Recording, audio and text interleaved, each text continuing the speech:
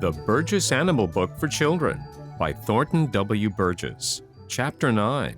Two Queer Little Haymakers. There is nothing like a little knowledge to make one want more. Johnny Chuck, who had gone to school only because Old Mother Nature had sent for him, had become as full of curiosity as Peter Rabbit. The discovery that he had a big, handsome cousin, Whistler the Marmot, living in the mountains of the far west, had given Johnny something to think about. It seemed to Johnny such a queer place for a member of his family to live that he wanted to know more about it. So Johnny had a question all ready when Old Mother Nature called school to order the next morning. "If you please, Mother Nature," said he, "does my cousin Whistler have any neighbors up among those rocks where he lives?" "He certainly does," replied Old Mother Nature, nodding her head. "He has for a near neighbor one of the quaintest and most interesting little members of the big order to which you all belong." "And what order is that?" she asked abruptly. "The order of rodents," replied Peter promptly. "Right, Peter," replied Old Mother Nature, smiling at Peter.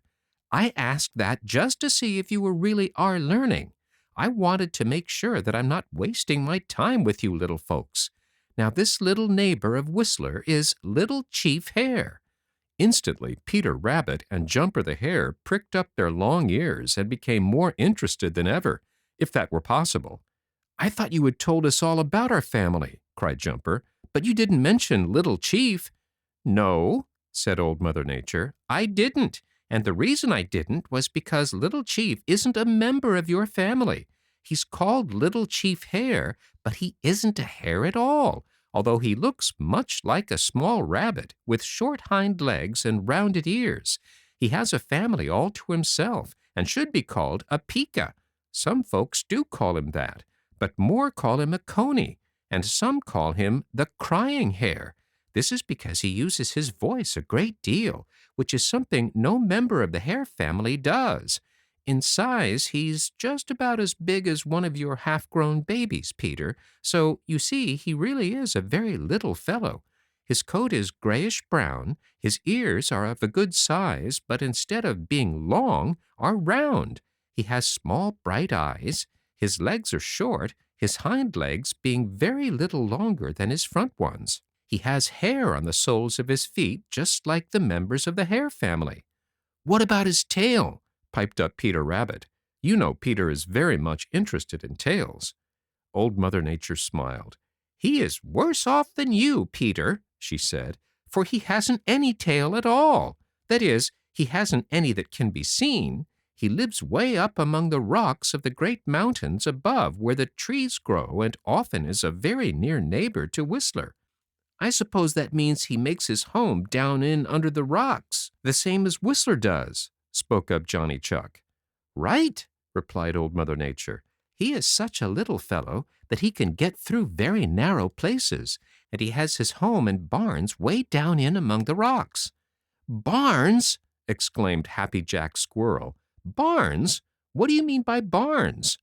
Old Mother Nature laughed. "I just call them barns," she said, "because they are the places where he stores away his hay, just as Farmer Brown stores away his hay in his barn. I suppose you would call them storehouses." At the mention of hay, Peter Rabbit sat bolt upright, and his eyes were wide open with astonishment. "Did you say hay?" he exclaimed. "Where under the sun does he get hay way up there? And what does he want of it?" There was a twinkle in Old Mother Nature's eyes as she replied, "He makes that hay just as you see Farmer Brown make hay every summer. It is what he lives on in the winter and in bad weather. Little Chief knows just as much about the proper way of making hay as Farmer Brown does. Even way up among the rocks there are places where grass and pea vines and other green things grow. Little Chief lives on these in the summer, but he is as wise and thrifty as any squirrel, another way in which he differs from the hare family. He cuts them when they're ready for cutting and spreads them out on the rocks to dry in the sun. He knows that if he should take them down into his barns while they're fresh and green, they would sour and spoil, so he never stores them away until they're thoroughly dry. Then, of course, they are hay, for hay is nothing but sun-dried grass cut before it has begun to die. When his hay is just as dry as it should be, he takes it down and stores it away in his barns, which are nothing but little caves down in among the rocks. There he has it for use in winter when there's no green food. Little Chief is so nearly the color of the rocks that it takes a sharp eye to see him when he's sitting still. He has a funny little squeaking voice, and he uses it a great deal. It is a funny voice because it is hard to tell just where it comes from. It seems to come from nowhere in particular. Sometimes he can be heard squeaking way down in his home under the rocks. Like Johnny Chuck, he prefers to sleep at night and be abroad during the day. Because he is so small, he must always be on the lookout for enemies. At the first hint of danger, he scampers to safety in among the rocks, and there he scolds whoever has frightened him. There is no more lovable little person in all my great family than this little haymaker of the mountains of the Great West. That haymaking is a pretty good idea of Little Chief's, remarked Peter Rabbit, scratching a long ear with a long hind foot. I've a great mind to try it myself. Everybody laughed right out, for everybody knew just how easygoing and thriftless Peter was. Peter himself grinned. He couldn't help it. That would be a very good idea, Peter, said Old Mother Nature. By the way, there is another haymaker out in those same great mountains of the far west. Who? Demanded Peter and Johnny Chuck and Happy Jack Squirrel, all in the same breath. Stubtail the Mountain Beaver, declared Peter promptly. I suppose Stubtail is his cousin. Old Mother Nature shook her head. No, said she. No, Stubtail and Paddy are no more closely related than the rest of you. Stubtail isn't a beaver at all. His proper name is Sewellel. Sometimes he is called Shotel, and sometimes the Boomer, and sometimes the Chehalis, but most folks call him the Mountain Beaver. Is it because he looks like Paddy the Beaver? Striped Chipmunk asked. No, replied Old Mother Nature. He looks more like Jerry Muskrat than he does like Paddy. He is about Jerry's size and looks very much as Jerry would if he had no tail. Hasn't he any tail at all? Asked Peter. Yes, he has a little tail, a little stub of a tail, but it is so small that to look at him you would think he hasn't any, replied Old Mother Nature.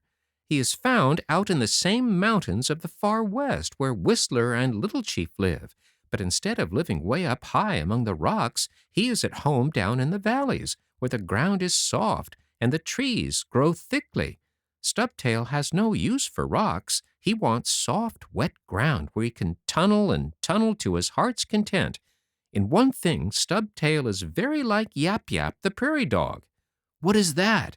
Asked Johnny Chuck quickly, for you know Yap Yap is Johnny's cousin.